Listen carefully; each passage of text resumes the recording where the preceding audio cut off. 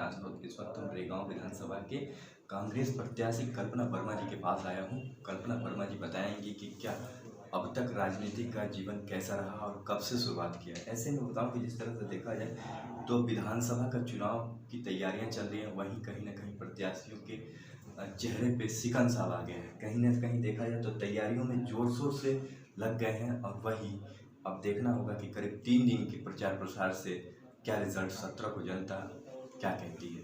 सबसे पहले जिस तरह से देखा जाए तो विधानसभा चुनाव लड़ रहे हैं, आपके मुद्दे क्या कहते हैं?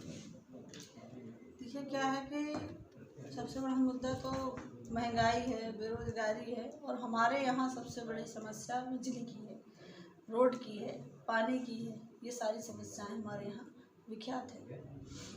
कल्पना जी, सबसे पहले बात करेंगे कि जिस क्षेत्र से आप चुनाव लड़ रही हैं आदिवासी क्षेत्र भी है और यहाँ पे देखा जाए तो महिलाओं का आंकड़ा देखा जाए तो 58% है। अगर कहीं भी देखा जाए तो स्वास्थ्य नहीं है, शिक्षा नहीं है, पानी नहीं है, बिजली नहीं है। जैसे ही आप विधायक के तौर पे चुन के आती हैं रेगांव विधानसभा से, सबसे पहला कार्य क्या होगा? सबसे पहला कार्य हम लोग का, हमारी सरकार आएगी और जनता का आशीर्वाद मुझे मिलेगा तो सबसे पहला कार्य मेरा शिक्षा के लिए होगा, क्योंकि आज के समय में शिक्षा और स्वास्थ्य सबसे महत्वपूर्ण है। और जो समस्याएं हैं बिजली की, पानी की, उन सब पे भी काम करेंगे।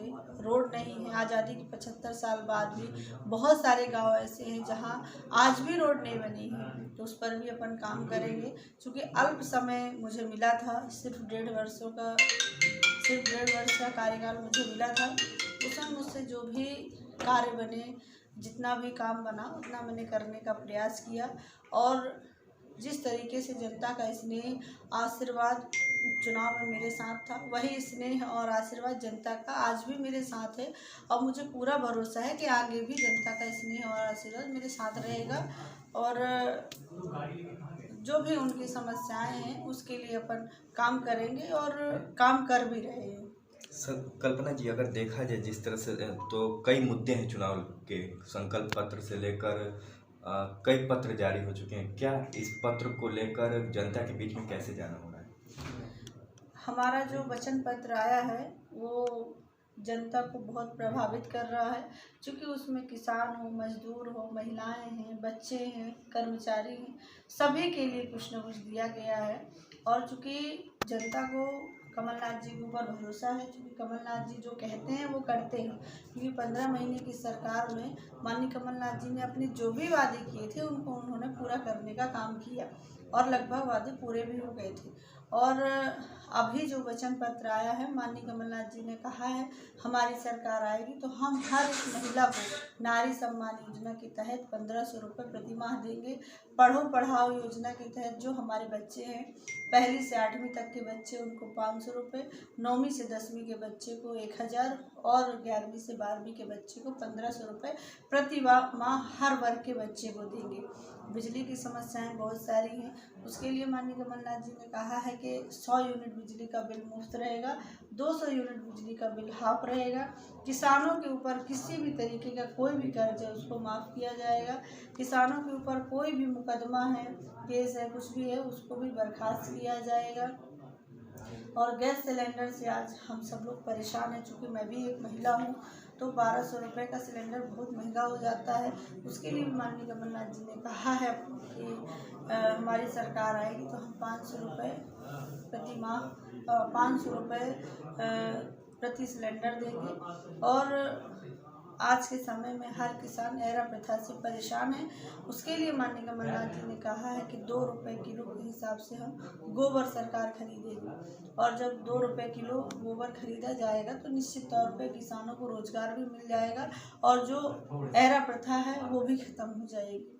और 5 हॉर्स पावर बिजली का बिल माफ़ रहेगा। बहुत सारी ऐसी योजनाएं हैं। पुरानी पेंशन बहाली करने के लिए माननीय कमलनाथ जी ने कहा है, जातिगत जनगणना कराने के लिए कहा है, ओबीसी 27% आरक्षण की बात कही है। और ऐसे बहुत सारे मुद्दे हैं जिसको लेकर माननीय कमलनाथ जी ने वचन दिया है और जो भी कमलनाथ जी कहते हैं वो करते हैं, क्योंकि उन्होंने कभी भी कोई भी झूठी घोषणा नहीं करी, जो भी कहते हैं वो करते हैं। और इसके लिए जनता को उन पर पूरा भरोसा है और पूरे प्रदेश में कांग्रेस की लहर है, कांग्रेस का माहौल है। और मध्य प्रदेश में कमलनाथ जी के नेतृत्व में कांग्रेस की सरकार बनने जा रही है और सतना जिले की हम लगभग 7 सीटें जीत कर जाएंगे।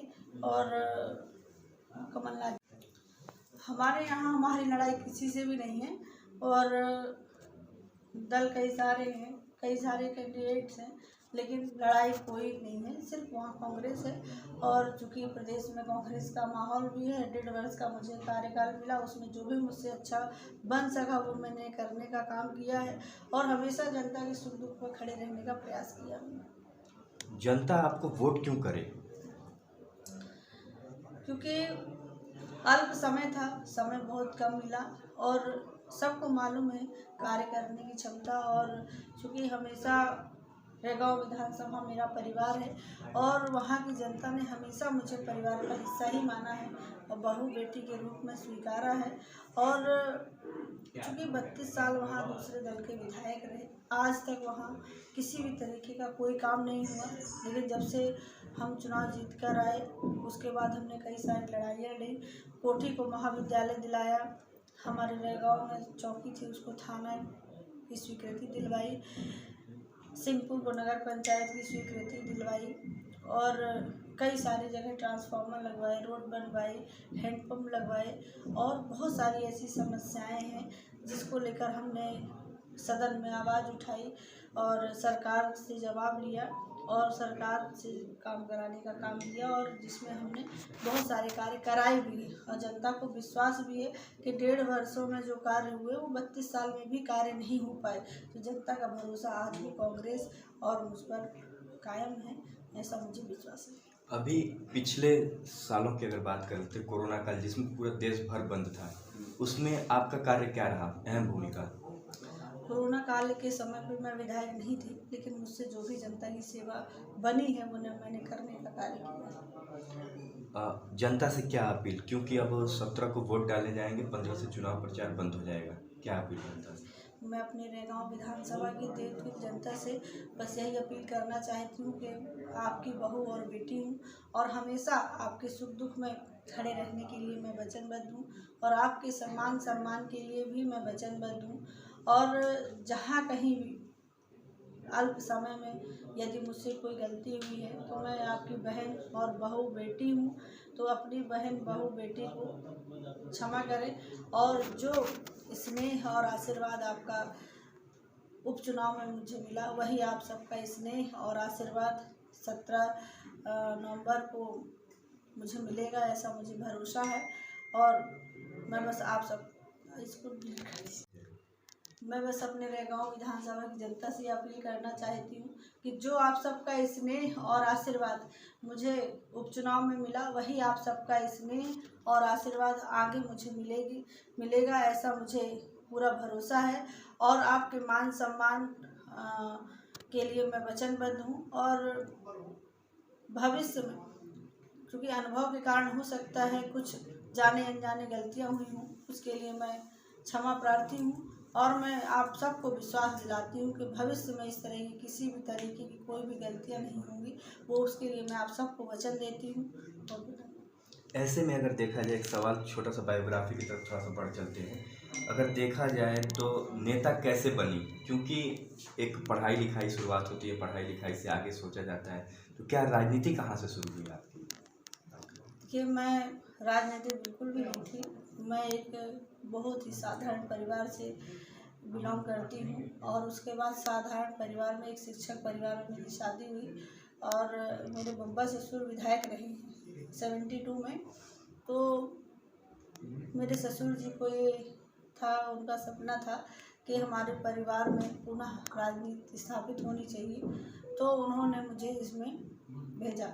और जबकि बहुत मैं साधारण और बहुत ही मतलब जिसको कहना चाहिए कि मैं बहुत ज़्यादा भूल भी नहीं पाती थी, लेकिन उन सब के मार्गदर्शन और रेगांव विधानसभा की जनता ने जिस तरीके से मुझे अपनाया और मुझे राजनीति करना सिखाया और आज मैं जहाँ भी यहाँ खड़ी हूँ, यदि मैं माइक में आपसे बोल पा रही हूँ तो ये हमारे परिवार और हमारे रेगांव विधानसभा की जनता की देन है, क्योंकि मैं भी एक बहुत ही साधारण परिवार से हूँ।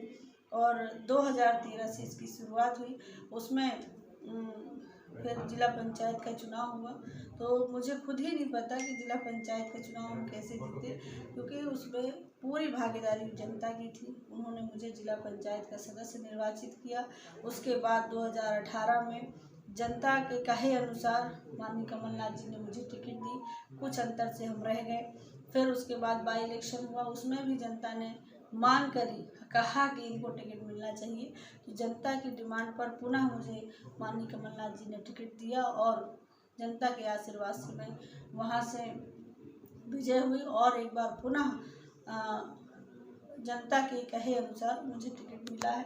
अब जनता के यह चुनाव जो लड़ा जा रहा है, यह चुनाव कल्पना वर्मा नहीं बल्कि रेगांव विधानसभा की जनता लड़ रही है। ठीक है, धन्यवाद। आपने देखा कि जिस तरह से बताया जाए कि रेगांव विधानसभा 62 की जनता इस बार चुनाव लड़ रही है। जैसे देखा जाए तो कल्पना वर्मा जी ने साफ तौर से ये बात कही है, कही क्या, देखा भी जा रहा है ये चीज़ें। और ऐसे में जब ईवीएम के पिटारे जब खुलेंगे 3 दिसंबर को, तो देखना होगा जनता रेगांव विधानसभा से किसको अपना बड़ा सितारा चुनती है।